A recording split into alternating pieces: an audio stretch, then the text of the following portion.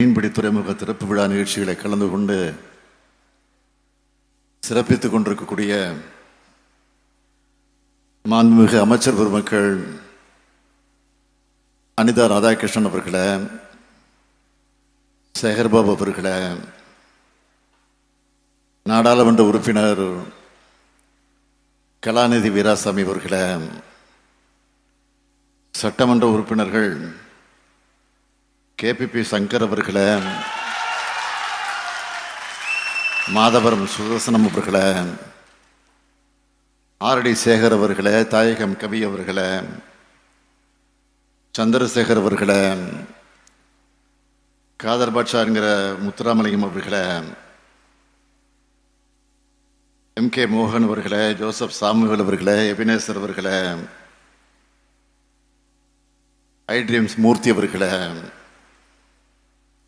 தமிழ்நாடு மீன் வளர்ச்சி கழகத்தினுடைய தலைவர் கௌதமன் அவர்களே,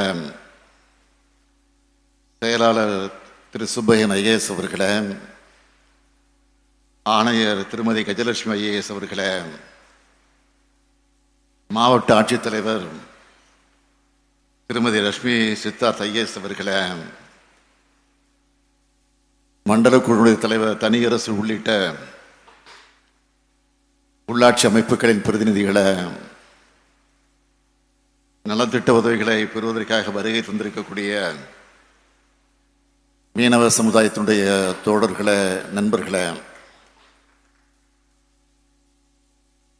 பெரியோர்களே, தாய்மார்களே, பத்திரிகை மற்றும் ஊடகத்துறை சார்ந்திருக்கக்கூடிய நண்பர்களே, உங்கள் அனைவருக்கும் என்னுடைய அன்பான வணக்கம். 272 கோடியே 80 லட்சம் ரூபாய் மதிப்பீட்டில் சுமார் 3000 பேருக்கு வேலைவாய்ப்பை வழங்கக்கூடிய 400 கில்நெட் படகுகள், 250 ஃபைபர் படகுகள் நிறுத்துகிற வசதியோட 60,000 மீன்களை கையாளக்கூடிய வசதிகளோடு இருக்க இந்த சூறை மீன்பிடி துறைமுகத்தை திறந்து வச்சு உங்க எல்லாரையும் சந்திக்கிறதுல நான் மிகுந்த மகிழ்ச்சி அடைகிறேன், பெருமைப்படுகிறேன். கடின உழைப்பால, தியாகத்தால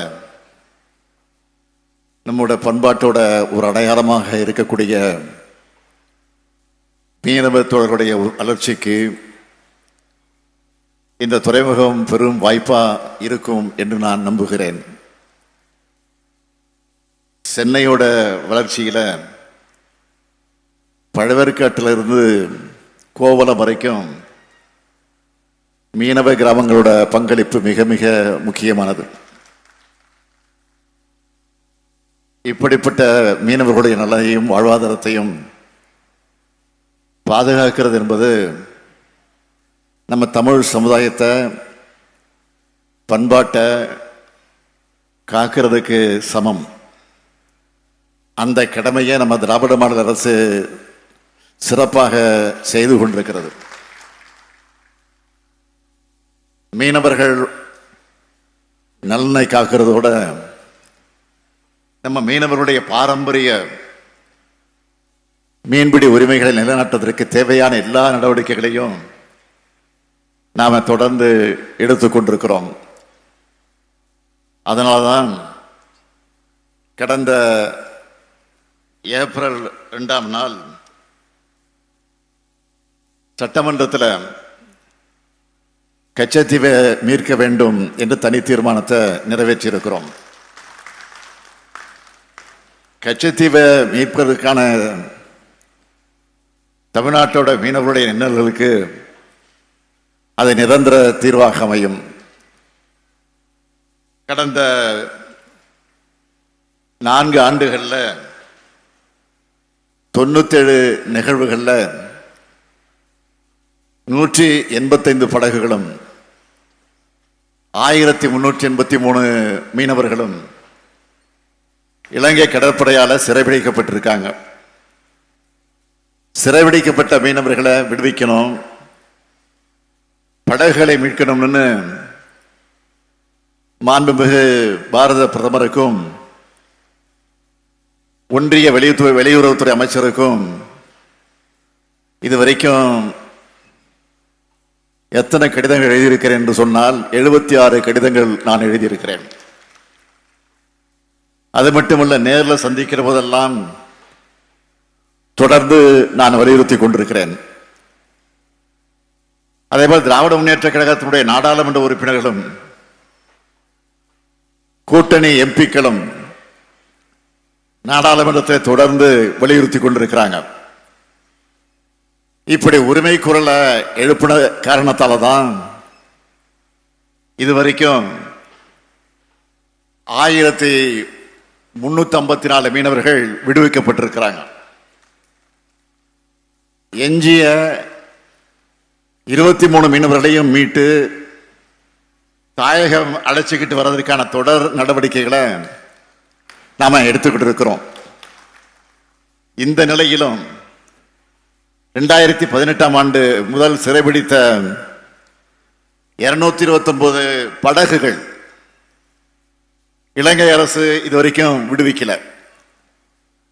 ஒரு பக்கம் அவற்றை மீட்பதற்கான அரசியல் போராட்டத்தை நாம தொடர்ந்து நடத்தி கொண்டிருந்தாலும் இதனால் மீனவர்களுடைய வாழ்வாதாரம் பாதிக்கப்படக்கூடாதுன்னு மயிலாடுதுறை, நாகப்பட்டினம், புதுக்கோட்டை, தஞ்சாவூர், ராமநாதபுரம் மற்றும் தூத்துக்குடி மாவட்டங்களை சார்ந்த 129 விசைப்படகு உரிமையாளர்களுக்கு தலா 5 லட்சம் ரூபாய் வீதமும், 26 நாட்டுப்படகு உரிமையாளர்களுக்கு தலா 1,50,000 வீதம்னு 6,84 லட்சம் ரூபாய் வழங்கி இருக்கிறோம். இந்த தொகையை 6 லட்சம் ரூபாயாக முதல்ல உயர்த்தி இப்போ 8 லட்சம் ரூபாயாக உயர்த்தி அறிவிச்சிருக்கிறேன். 2024 மற்றும் 2025ஆம் ஆண்டுகளில் சிறைபிடிக்கப்பட்ட இந்த மாவட்டங்களை சார்ந்த 73 விசைப்படகுகளுக்கு 8 லட்சம் ரூபாய் வீதமும், 9 நாட்டுப்படகுகளுக்கு 2 லட்சம் ரூபாய் வீதமும் உயர்த்தப்பட்ட விகிதத்தில் மொத்தம் 6,02 லட்சம் ரூபாய் நிவாரணம் இப்போ வழங்கப்பட்டிருக்கு.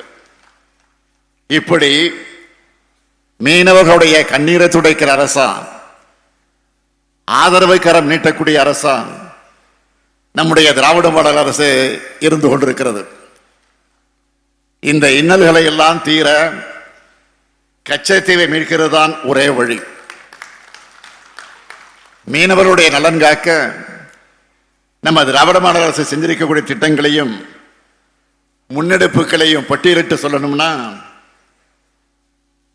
தமிழ்நாடு மீனவர் நல வாரியம் வாயிலான் 19,997 பயனாளிகளுக்கு பல்வேறு நிவாரணம் மற்றும் உதவித்தொகை திட்டத்தின் கீழ் 25,68 லட்சம் ரூபாய் வழங்கப்பட்டிருக்கு.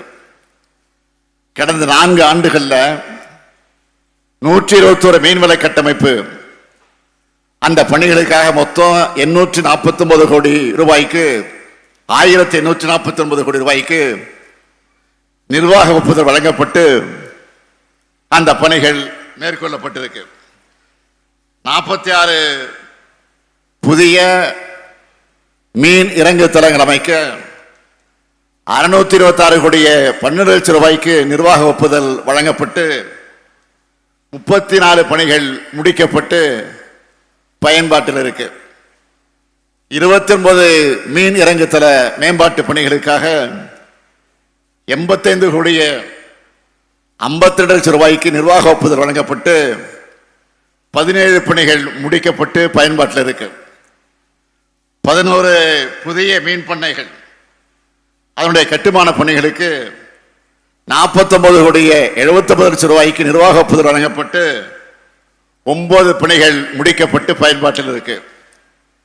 இப்ப இருக்கக்கூடிய 14 அரசு மீன் பண்ணைகளை மேம்படுத்த 46 கோடியே 85 லட்சம் ரூபாய்க்கு நிர்வாக ஒப்புதல் வழங்கப்பட்டு 13 பணிகள் முடிக்கப்பட்டு பயன்பாட்டில் இருக்கு. புதிய மற்றும் மேம்படுத்தப்பட்ட மீன்பிடி துறைமுகங்கள் மற்றும் மீன் இறங்கு தளங்கள் அமைக்கிறது குறித்து 12 ஆய்வுப் பணிகளுக்கு 9 கோடியே 45 லட்சம் ரூபாய்க்கு நிர்வாக ஒப்புதல் வழங்கப்பட்டு 7 பணிகள் முடிக்கப்பட்டிருக்கு. 8 கோடி ரூபாய் செலவில் 2 பயிற்சி நிலைய பணிகள் முடிக்கப்பட்டு பயன்பாட்டில் இருக்கு.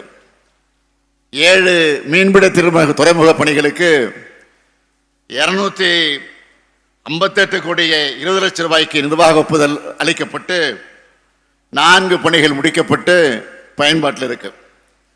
மற்ற பணிகள் எல்லாம் முழு வீச்சில் நடைபெற்று வருது. அந்த பணிகளும் விரைந்து முடிக்கப்பட்டு பயன்பாட்டுக்கு கொண்டு வரப்படும் என்பதை நான் மகிழ்ச்சியோடு தெரிவித்துக் கொள்ள விரும்புகிறேன்.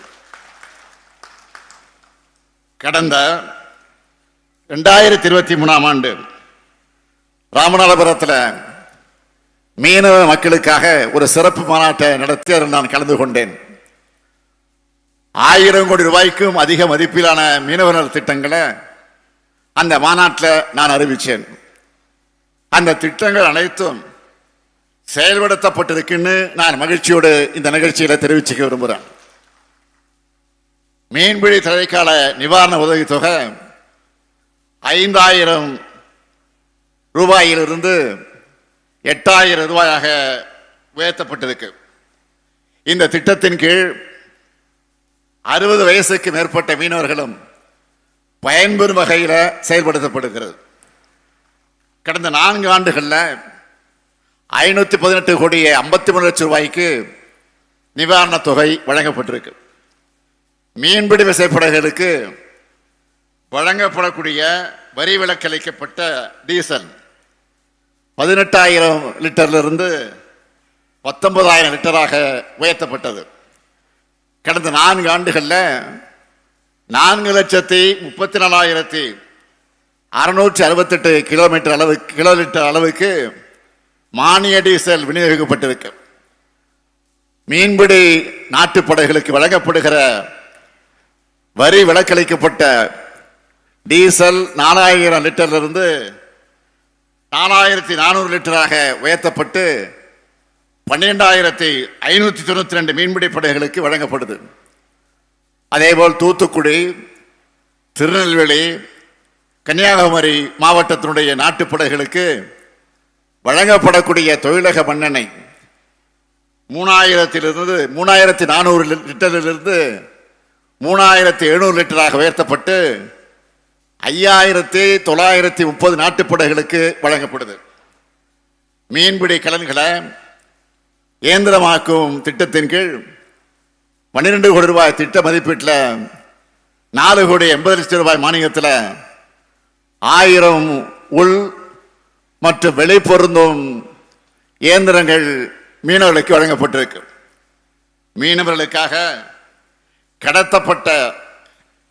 மீனவர்களுக்காக கட்டப்பட்டிருக்கக்கூடிய 8,521 வீடுகளுக்கு பட்டா வழங்கப்பட்டிருக்கு.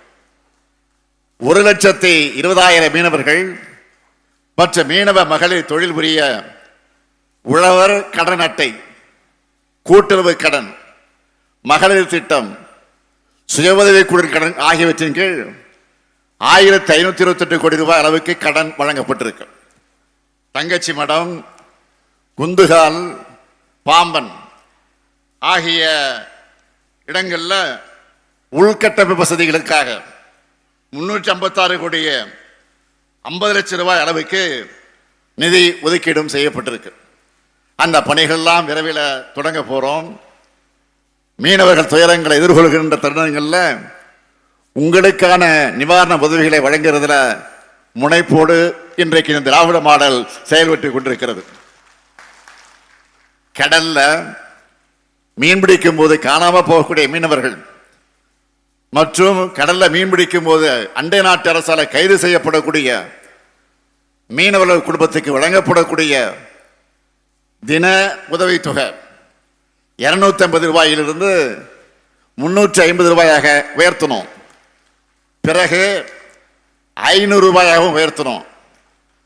மாண்டஸ் புயலால சேதமடைந்த மீன்பிடுகு படகுகள் மற்றும் மீன்பிடி விவகாரங்களுக்கான நிவாரணத் தொகையா 4,67,00,000 ரூபாய் வழங்கப்பட்டிருக்கு. 800 கொசஸ்தல ஆத்துல கச்சா எண்ணெய் கலந்ததால 800 மற்றும் அதை சுற்றி இருக்கக்கூடிய மீனவ கிராமங்களை சேர்ந்த மீனவர்களோட மீன் படகுகள் வலைகள் சேதமடைந்ததை தொடர்ந்து மீனவர்கள் வாழ்வாதாரத்திற்காக 3,66,00,000 ரூபாய் வழங்கப்பட்டிருக்கு. மீனவர்களின் வாழ்வாதாரத்திற்காக இதையெல்லாம் நாம் செய்து கொண்டிருக்கிறோம். அது மட்டுமல்ல, தூத்துக்குடி, திருநெல்வேலி, கன்னியாகுமரி மற்றும் தென்காசி மாவட்டங்களில் சேதமடைந்த மீன்பிடி படகுகள் மற்ற உபகரணங்களுக்கு அதன் தொகையாக நிவாரணத் தொகையாக 14,51,00,000 ரூபாய் வழங்கப்பட்டிருக்கு. மீனவர் குழு விபத்து காப்பீடு இல்லாத காலத்தில் இறந்த 176 இறந்த மீனவர்கள் வாரிசுதாரர்களுக்கு தலா 2 லட்சம் ரூபாய், நிரந்தர உடல் குறைபாடு ஏற்பட்டிருக்கக்கூடிய ஒரு மீனவருக்கு 1 லட்சம் ரூபாய்னு மொத்தம் 3,53,00,000 ரூபாய் நிவாரணமாக வழங்கப்பட்டிருக்கு.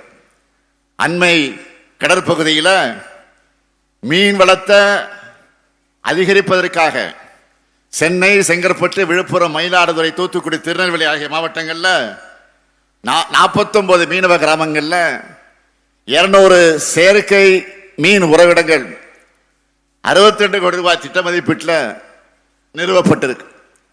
மிதவைகள் மற்றும் கயிறு மூலம் கடற்பாசி வளர்ப்பு மேற்கொள்ள 1,863 மீனவ மகளிருக்கு 863 மீன மகளிருக்கு 2 கோடி ரூபாய் மானிய தொகை விடுவிக்கப்பட்டிருக்கு.